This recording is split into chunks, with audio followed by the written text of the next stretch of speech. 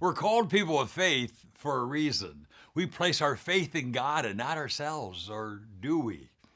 Answer a quick question for me. Are you in the midst of worrying about something? Are you ever worried that God might not answer your prayers over something? That's not faith. That's lack of faith. And without faith, it's impossible to please God.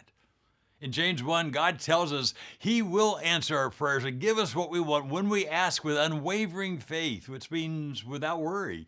And then He adds, for a double-minded man is unstable in all of his ways. Get this, let not that man think he'll receive anything from God. This is a serious statement that you need to highlight in your Bible. Take note. God is not obligated to answer any of your prayers when you continue to worry about things after you pray about them. That's the essence of distrust. You see, it's impossible for faith and worry to coexist. You're a product of either one or the other. As they say, you can't be a little bit pregnant. You're either all in or all out with God. You either trust Him or you don't. And by the way, He's not impressed with your raised voice as you're telling Him you trust Him. He's impressed with the condition of your heart. And in your heart, you know whether you trust Him or not. Sadly, most Christians are not trusting Him today. They're not wholehearted in their faith. They're praying and worrying and not receiving, and then wondering where God is and why He hasn't answered their prayers. That's become the new norm in the church today. The prayer of the faith is rarely mentioned. They say if you can't trust a man in one thing, you can't trust him in anything. In that same vein, if you can't trust God in one thing, you can't trust Him in anything.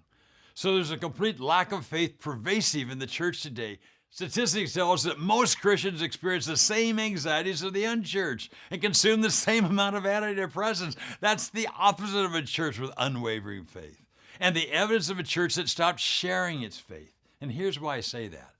If you want to believe more, you need to share more. That's right, you heard me. If you want to believe more, you need to share your faith more, because the two are inextricably connected. As Christians, God promises, Romans 8:28, to make everything in your life work for good. Everything. This is where double-minded faith ends and unwavering faith begins. Your faith never wavers when you know that God is making everything in your life work for good. And when you live in this sweet spot with God, it's obvious to everyone, and everyone wants to have what you have. That results in faith sharing in its purest form in everything you say and do. So what is it you have to do to live in His promise to make everything in your life work for good? It's simple. Live for His purpose, to seek and save the lost, that none should be lost. When you make the sharing your faith your highest priority, you'll live in God's luxurious promise to make everything in your life work for good. That's when you automatically have unwavering, wholehearted faith every time you go to God with your request. It simply doesn't get any better than that.